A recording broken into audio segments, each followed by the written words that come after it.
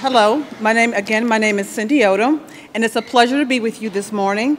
The mission of the Western New York Women's Foundation is to remove roadblocks and provide opportunities to enable women and girls to become economically self-sufficient. We believe that when women and girls are secure, entire communities are stronger. I became a board member for that reason. Today, the Western New York Women's Foundation is completely committed to the Western New York area, and we are proud to partner with M&T Bank and the UB Interdisciplinary Science and Engineering Partnership. Today's program is about science, technology, engineering, and math, also known as STEM, and this couldn't be timelier. Did you know by 2018, 9 out of 10 of the fastest growing jobs in the U.S. will require significant training in science and mathematics? The more people who consider going into STEM careers in upstate New York, the better it is for our region because these fields are very important to innovation. STEM jobs in the U.S. in the past 10 years have grown at 3 times the pace of non-STEM jobs, and this pace is expected to continue through the next decade. As the CEO of the Girl Scouts of Western New York, we found that in our research that girls are interested in STEM. However, they are not getting STEM degrees in these fields because they lose interest in middle school. They want to major in careers that help people, and they haven't made the connection that STEM careers do help people. And they need female role models. Well, today's guest speaker, Captain Wendy Lawrence, is an excellent example of a female role model. Captain Wendy Lawrence graduated as a flight school graduate from the U.S. Naval Academy. She logged more than 1,500 flight hours in 6 types of helicopters, and she's made more than 800 shipboard landings. Captain Lawrence was selected by NASA and has more than 1,200 hours in space on 4 space flights. Since her retirement, Captain Lawrence has dedicated her time to educating students about the importance of science, technology, engineering, and math education. We are very fortunate to have her here with us today. Please give a warm welcome to our guest speaker, Captain Wendy Lawrence.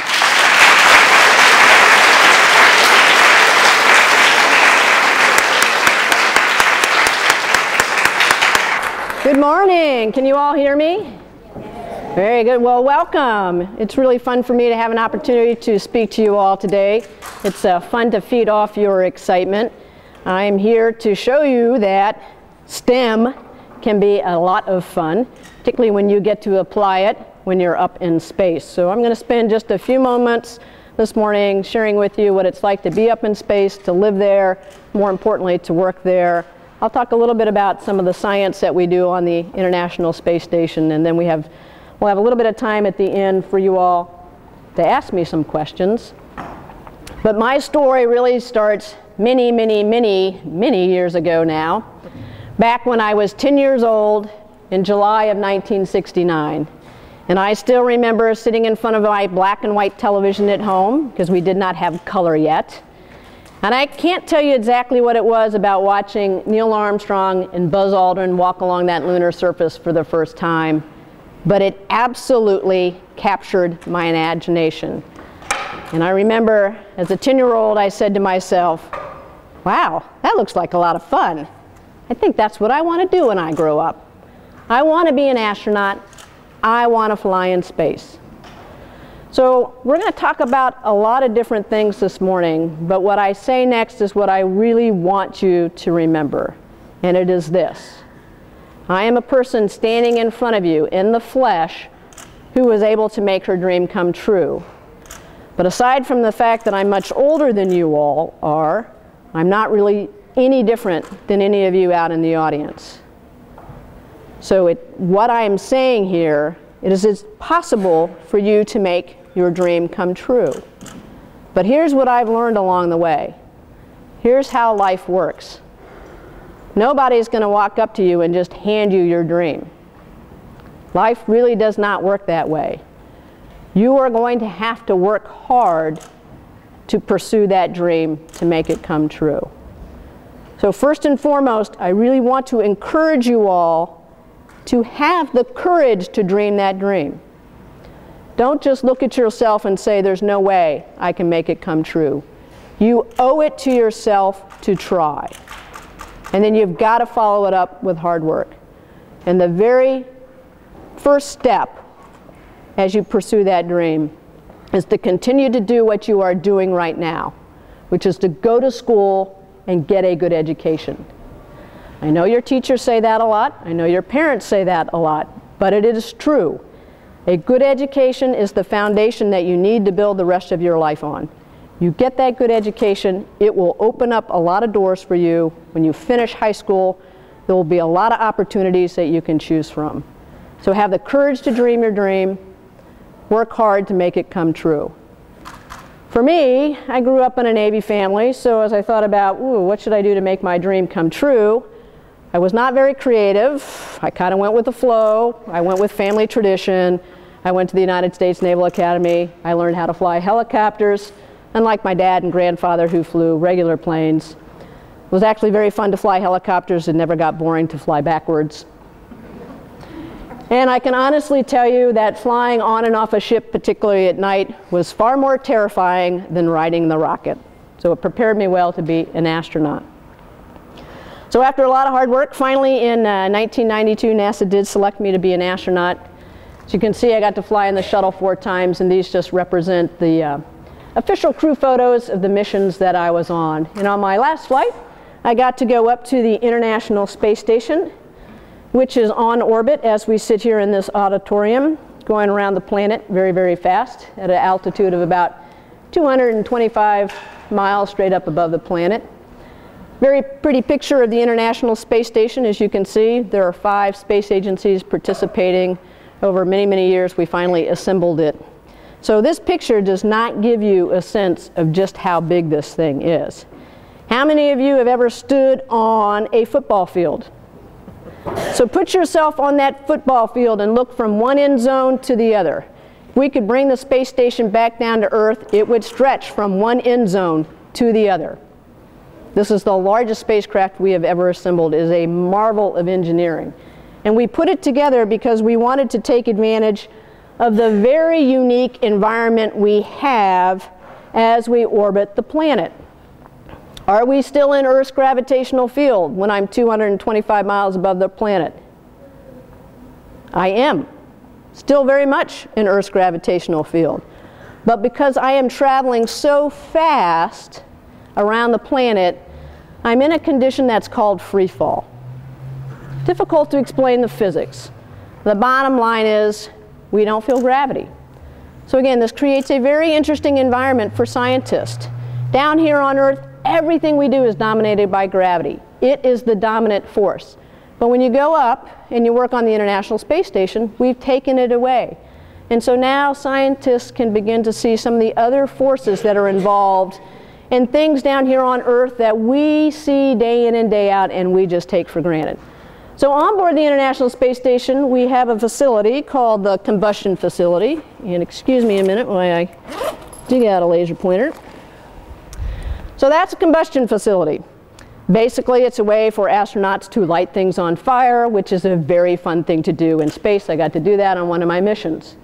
So do you all recognize the shape of a flame? When you light a candle, pretty distinctive. We've got that tip. Note different colors. So I do that same thing. I basically light a candle in space. Look what happens. I get a blue ball of flame. Without gravity, the shape of the flame is completely different. Note, it's blue. It means basically it's the same temperature. That flame is actually much, much cooler when it burns in space than it is when it's down here on Earth. So scientists like to do this because they're learning more about fires. They're learning more about how a fire will start and sustain itself, particularly at these colder temperatures. The goal is to take what we learn up in space, apply it back down here on Earth to improve our lives. So again, we have a very unique environment. We like to take advantage of it. Not only is fire different, the way fluids behave are different. So we do a lot of experiments with fluids. We mix them together. We can actually mix different types of metal together. When they're melted, we can create different alloys, metal alloys up in space. We're doing that. We have to research our own body, so we take blood samples and analyze them in space. We're using the space station to develop new technology. We want to take this technology and eventually send humans to Mars. So we have a robot on orbit now called Robonaut, affectionately nicknamed R2. As you can see, it's just the body. R2 just got his legs a couple of weeks ago, so I don't have a picture of R2 with his legs now. And this is a very fun experiment. These are actually small satellites. They're about a foot in diameter. And they fly together in formation. And so students in middle schools around the country get to program these spheres, these small satellites, to fly around together. Eventually what we want to do is see if we can put very good cameras on the outside of these things, have them fly around the outside of the space station and do inspections of our spaceship rather than having to send astronauts out to do spacewalks. So again, we're using it for technology development. We're also using it to learn more about the environment of space. Eventually, we would like to try and send humans to Mars. That's kind of the next logical thing to do. Since we've been to the moon, we want to see if we can start flying farther away from our planet. Eventually, it would be a good idea for us to learn how to live someplace else, to not just be a species who can only live on one planet, to ensure our survival. So to do that, we've got to learn more about, like I said, that space environment. What we do know is once we get up above the Earth's atmosphere, out in deep space, the astronauts are going to get bombarded by a lot of radiation. The radiation comes from the sun in the form of solar flares. There's also this radiation that's constantly throughout space. We call it galactic cosmic rays. Basically, think of it this way. A solar flare would be like a BB. Somebody shooting BBs at you. The galactic cosmic rays have so much energy, it would be like somebody shooting a cannonball at your body. So it's very harmful. It hits the human body. In particular, it hits our DNA. It breaks our DNA apart. Our DNA tries to repair itself. It doesn't do that correctly. It causes what are called mutations. Mutations become cancerous. So that's our real concern about radiation. It is likely to cause cancer in astronauts. So we need to understand how harmful it is. So we have a kind of mock-up of a human body with sensors embedded to measure that radiation. So we need to understand how much the astronauts will get, how harmful it is, and then design shielding or to protect the astronauts. And we also have learned, unfortunately, that we, the astronauts, we are the experiment as well. Because when you take the human body away from gravity, where it has been virtually its entire life, pretty much as soon as we get into space, some very harmful things happen. It is similar to somebody who is stuck in bed for a very, very long time. Again, pretty much as soon as we get up in space, we start losing calcium from our bones. Calcium gives our bones their strength. How many of you have ever heard of osteoporosis? It is a disease that affects people as they get older. It means your bones lose calcium, they get thinner, they get weaker, they're more easily broken, subject to being fractured. So that's one of the things that we have to study in the astronauts up there is the bone loss. And we have a variety of ways that we can do it. We use an ultrasound device to look at the structure of the bones, muscles as well. That's the other problem. If you're not constantly working against gravity, your muscles get weaker as well. And you need strong muscles to pull on your bones to keep your bones strong. So we have to monitor the astronauts for bone loss and the loss of muscle. And right now, pretty much the best solution we have is to make the astronauts go to the gym. We have to put them on a treadmill. Notice, we actually have to attach the astronaut to the treadmill to keep excuse me, her feet on the tread. So she's got this special harness that goes up over her shoulders, around her waist, and lo and behold, her feet stay on the treadmill. Now, this is a very special astronaut, Sonny Williams, class of '87, fellow helicopter pilot, Naval Academy grad. Sonny has done something that no other astronaut has ever done. She ran a marathon in space. Yeah, on that treadmill. Now I'm telling you, I've heard from other astronauts, that harness really hurts. So how she ran 26.2 miles on that treadmill is beyond the rest of us. But bless her heart, she did. She strapped herself to it. It took her about 4.5 hours to run 26.2 miles on that treadmill. Now during that time, the space station went around the planet 3 times. So here's your math teaser for the day. How far did Sunny run? You can think about it. Was it just 26.2 or maybe more? So we keep the astronauts on the treadmill because pounding forces keep your bones strong. And then we've also created a way for them to go to the gym. Basically, we tend to lose that bone, that calcium from the lower part of our body, from our spine, our hips, our lower legs. So we've got to create a way for the astronauts to lift weights in space without gravity. We use resistance exercises for them, this special device where they can do a lot of squats, calf raises, single leg squats. All in all, an astronaut will spend about 2 hours running on the treadmill and exercising on this resistance device a day for 6 days a week. Because that's the best solution we have right now for minimizing the loss of muscle and bone. So that's a lot of time to spend on an exercise device. And obviously you're going to get pretty hungry at the end of that. So we'll do a quick discussion on space food. Much better than the early days of the space program when it was essentially baby food in a toothpaste tube. We have a wide variety of food now. A lot of it is in what we call freeze-dried form, so the water's been taken out of it in a flash freeze process, wrapped in plastic.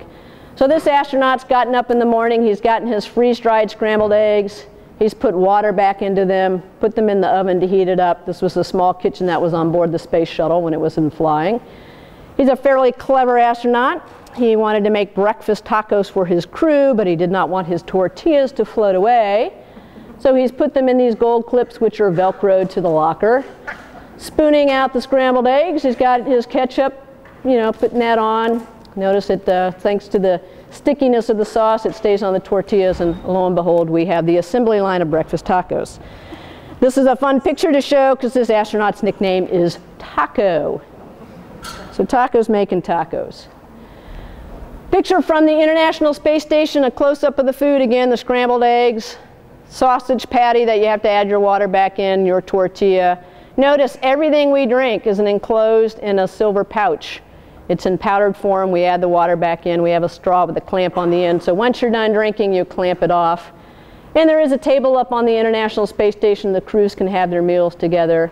Notice the cans. The Russians still pack their meals in cans, so that's probably canned meat. My favorite meal on my last flight was chicken fajitas. Some of our food is prepared in the same way that the people in the military have meals ready to eat, meaning that it does not have to be refrigerated. So you can add macaroni and cheese, like I said, chicken fajitas, beef fajitas, spaghetti and meatballs. You can have soup for lunch.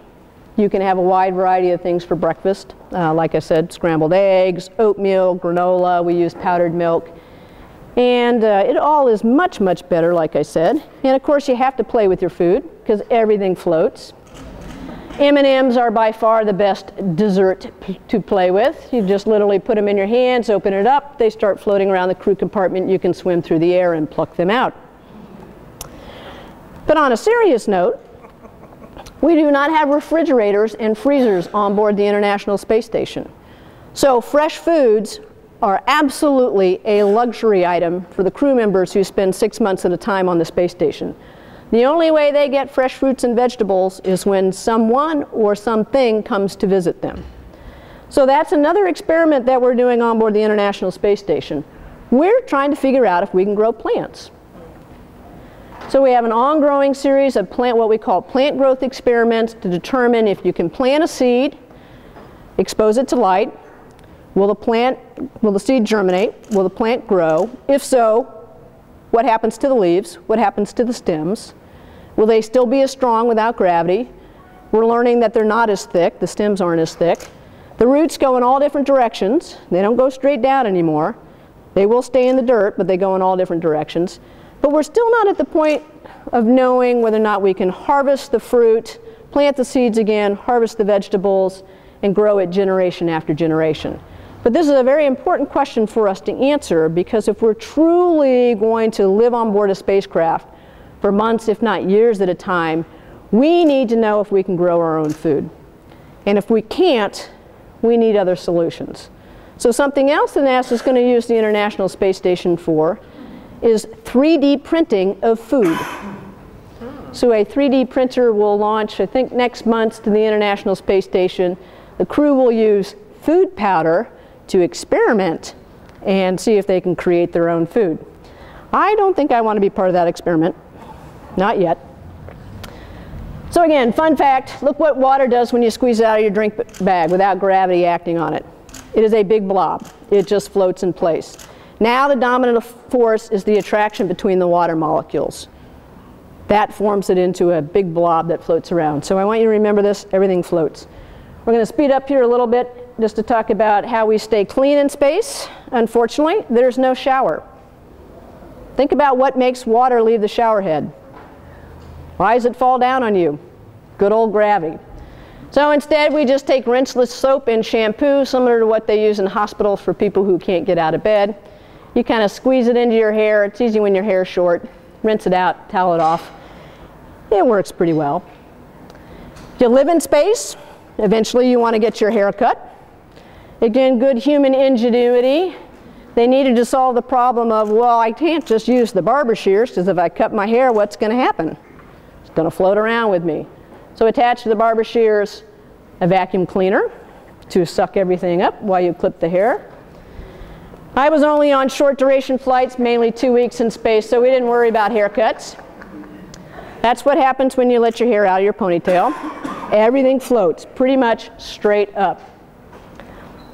But that makes sleeping great, because literally all you do is climb inside your sleeping bag, you float in place. Remember, gravity doesn't act on you, so technically if you want to be upside down, you can do that.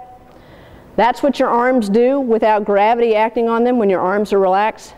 They float right in front of your face as you sleep in your sleeping bag. All right, so I'm going to make you do some work now, because we've talked about eating, how to stay clean, how to sleep. There's one other very important question, right? Oh, that's the next slide. That's the little sleep compartment on board the International Space Station. So when you're up there for 6 months, you want a place of your own, so we do give them their own room.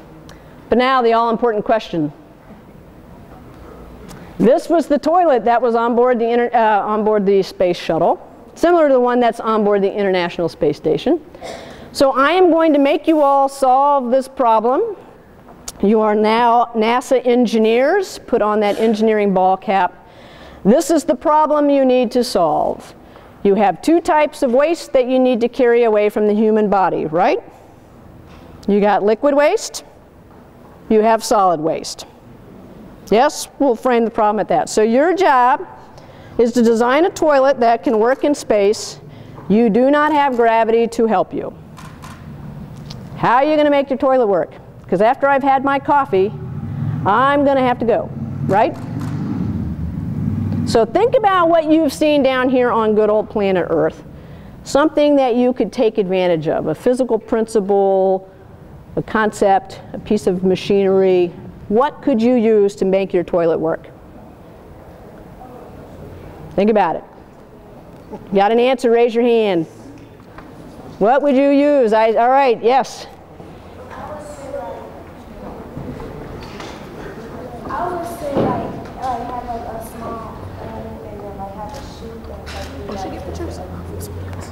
I do have a hose and a funnel. So everything's going to go down through that, for the liquid waste, go down through that hose and funnel. How am I going to make it move? You have an idea? You use a plastic bag? Oh yeah, if my toilet does not work, I am using a plastic bag. I will not go into that description, but that's something we want to make the toilet work. Suction? Suction, yes. How do I create suction? So like what do you do? Go down like. Yeah, do you have a vacuum cleaner at home? Yeah. Do you know how a vacuum cleaner works? Yeah. I will explain that. So yes, suction is basically a strong flow of air. And I'm going to use 2 different ways to create that in my toilet. So for the liquid waste part, just like your vacuum cleaner at home, There's a motor at the base of the toilet. I turn that switch there, I send electricity to my motor.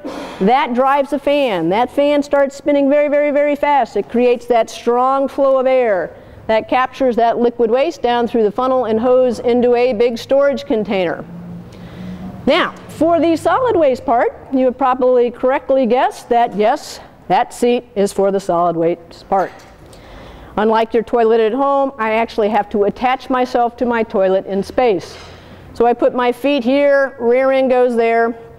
For the method that we use, it is very important that I get a good seal. I raise up on those thigh bars, they go on top of my thighs, and lo and behold, I am planted on my seat because we are going to take advantage of the fact that space is what we call a vacuum. It is an area of very, very, very low pressure. And one of the reasons why we get wind is air wants to move from an area of high pressure to an area of low pressure. It wants to equalize those pressures. Inside my spaceship, we have the same pressure that we have in this room, basically sea level pressure. I'm going to take advantage of that pressure difference to create that strong flow of air. So once I am very firmly on the seat, I have achieved my good seal. I'm going to pull up on that lever, which opens up what we call a slider gate, exposes me to a container vented to vacuum, and voila, everything gets sucked down into the container, and it works quite well. All right, so I think we're at the point where we need to move on to some questions. I'm going to fast forward a little bit just to show you that we have a lot of fun taking pictures, but I want to end up with something that's very familiar to you, I think. Anybody recognize what this is a picture of? It is a river. It's a very close by river. Closer. It's in this state. Niagara Falls. There's your airport. So there's the Buffalo Airport. So you have a summertime scene. And the airport is right about there. And your wintertime scene. So you get to see the falls in both summer and the winter. All right. Yes. Okay, Captain Lawrence, the first question is coming from a Bennett High School junior, and she says, I Googled the space station and found out that it travels at a speed of 17,000 miles per hour. How does traveling that fast feel? Because I do not understand how it can be possible. So that's a great question. Actually, the space station travels, about 17,500 miles an hour. Depends on your altitude. Like I said, it's usually about 200 to 225 miles up above the Earth. That works out to about 5 miles a second. Now, we have to go that fast to counter the pull of gravity back to Earth. So the faster we go, the longer we'll get to stay up in orbit. So gravity is actually trying to pull us back down to Earth, but the rate at which we fall back to Earth matches the curvature of our planet. So that's how we're able to stay in orbit. So that's why you need to have a very, very powerful rocket. We have to work against gravity first to get high, to get up above enough of the Earth's atmosphere that it's not constantly dragging us back down to Earth, and we have to get fast. So that's how we're able to stay in space, is because we are traveling so fast. Now, what does it feel like? You don't really feel it because we're inside of our spaceship and we're just floating around all the time. So we don't feel that speed. You only get a sense of it when you look out the window and you watch the Earth go by at about that rate. But inside it's very, very comfortable because we're basically just floating around all the time. The next question comes from a Highgate High student, a 6th grader, and they're asking, do you miss your family when you go to space? How do you cope with that? You do miss your family. It's not so bad when you're only up there for about 2 weeks, which is what we did on the space shuttle. I mentioned before the crews who are on the International Space Station, they're typically there for 6 months at a time. The space agencies have recognized it's very important for them to have a way to stay connected to their families, so believe it or not, they can email their families. On the weekends, they actually can basically Skype with their families, do a 2-way video conference with them. And thanks to something called the Internet Protocol, there is actually a telephone on the space station. So I have twice received phone calls from space, and that's pretty fun to realize that you're talking to somebody who's up on the space station 200 some miles right above your head, traveling 5 miles a second as they go around the planet, and you're literally just talking to one another on the phone. So it is important for the families to stay connected, and like I said, we have a variety of ways for them to do that. Okay. A 5th grade student from Highgate Heights wants to know, how many gallons of gas does it take to fill up the space shuttle? Yes, the space shuttle. So that, I don't have a picture of the shuttle in here, but the space shuttle, the way it was designed, we had the white wing vehicle called the orbiter. We had 2 things on the side that were called solid rocket boosters. They look like big Roman candles. And then there's that huge orange external fuel tank that itself is about 150 feet long. It held over 500,000 gallons of both liquid oxygen and liquid hydrogen. So it takes a lot of fuel to power your rocket to get it into space. A sophomore from Bennett High School wants to know, how does time work at the space station? Is a minute still 60 seconds and a day 24 hours? Yes, on board the space station, a minute is still 60 seconds, a day is still 24 hours long. But how do we tell time? I mentioned before there are 5 space agencies representing about 15 countries who have put the space station together. One of those space agencies is in Japan, one's in Europe, one's in Russia, Canadians, and the Americans. So, whose time are you going to use? This was actually a serious question we had to answer when we were first getting ready to launch parts of the space station. So there's something that the military uses. It's called Universal Time Coordinate. It used to be Greenwich Mean Time, so either UTC or GMT. That's kind of the standard time reference. So that's the time on board the International Space Station. So whatever time it is over in Greenwich, England, at Universal Time Coordinate, that is the time that the crew members on board the International Space Station use. Okay. Next question is from a 6th grader from Highgate Heights, and she says, when you were taking off to go to space, how did you feel? What were you thinking? Well, my first flight I was incredibly excited because, like I said, I'd been waiting 25 years. So when the engines lit off and the vehicle started to shake, and you realize, wow, I was finally getting my opportunity to leave the planet. So what do you really feel, though? The way it worked on board the space shuttle is you were lying on your back. And all those engines would light off, and you literally felt like you'd been thrown off the launch pad in this giant slingshot. You can feel the moment you leave. It's an incredible sensation of power and acceleration. And all of that acceleration actually goes right through your chest. So more than anything, what you felt for the first 2 minutes when those solid rocket boosters were working is like somebody just sat down on your chest. I mean, it completely caught me off guard, this sensation of heaviness. And I remember thinking to myself, oh my gosh, I can't even take a full breath. It's just so heavy, heavy, heavy. And then I thought, oh, I wonder if I can put my arm out there. Now, I like to work out. I rode crew in college, so I'm used to doing a lot of weights. I have pretty good upper body strength. On that first flight, I thought, okay, put the arm out in front. I got my arm right out to about here, and I went, oh, way too hard. And it just fell back on my chest, and I just sat there with this elephant on my chest going to space. So, rocket ride never got boring. Very fun. Okay. Question from a 5th grader. They want to know, how far have you been able to travel into outer space? How far have I been able to travel? Not very far, unfortunately. Probably no more than about 240 miles straight up above the Earth's surface. Now, I am confident that you all will be able to travel much farther away from this planet, because NASA is intent on developing the ability to send humans to Mars. There are many other companies in this country, what we call commercial spaceflight companies, who are building their own rockets and they're building their own spacecraft. And so pretty soon, I don't know, maybe 10, 15 years down the road, flying in space will be like flying on board an airplane. More people will be able to do it. We will have more places that we're able to go in space. And we have a 5th grader that wants to know, How big does the moon look in space? How big does the moon look? You know, honestly, not that much bigger because, again, we're only about 200 miles closer to it, and the moon can be as far as about 240,000 miles away. But we don't have to contend with the city lights.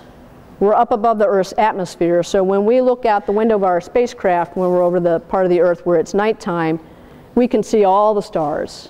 It's like the best view that you will ever have. If you go someplace where there are no lights and it's a clear light, thousands and thousands and thousands of stars. But because we're above the atmosphere, the incoming light from the stars, it doesn't twinkle. So they're just kind of flat-looking points of light. You can see the moon very clearly as well. I've been on orbit a couple of times where I've seen the northern and southern lights. In fact, I'm going to show you a fun, let's just show you this fun picture taken from my last flight. These are actually the southern lights. So we get to see some really spectacular things when we look out the window, particularly at night. For our last and final question, I'm going to combine two. It says, how do astronauts survive or go into space without drifting off? And do you ever feel nervous or scared? I can honestly say that I was never nervous or scared. We spend a lot of time preparing for our missions. Oftentimes we're afraid because there's something that we don't understand. It's unknown to us. And so that's the goal of the time that we spend in our training flow, is to expose us to everything that we're going to do during our flight so that it's not unfamiliar. So we're prepared for it. So we remove that element of the unknown, and that takes away a lot of fear and nervousness. I mentioned we always float. So when we send astronauts outside to do a spacewalk in that big, bulky spacewalking suit, we do need to attach them to their spacecraft. And we use what were basically are safety wires. We call them tethers. So an astronaut has a tether that's attached to its suit, and then the other end of that tether is attached to the spacecraft. Sometimes we'll make the astronaut use 2 of those tethers just to have an extra factor of safety. And also at the bottom of the NASA spacewalking suit, there's actually a little jet pack. So if that astronaut's having a really bad day and both of his or her safety tethers fail, they have the ability to take out the little hand controller, their jet pack, and fly themselves back to their spacecraft. So we work very hard to make sure that, okay, how many of you have seen the movie Gravity?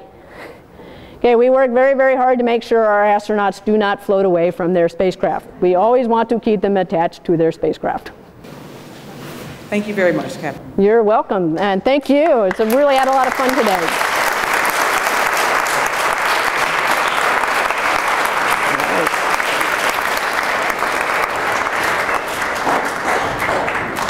At this time, I'd like to commend all of the students for your participation today. You were excellent. I also would like to thank the Western New York Women's Foundation, M&T Bank, and of course, Captain Lawrence. So join me in giving her another round of applause.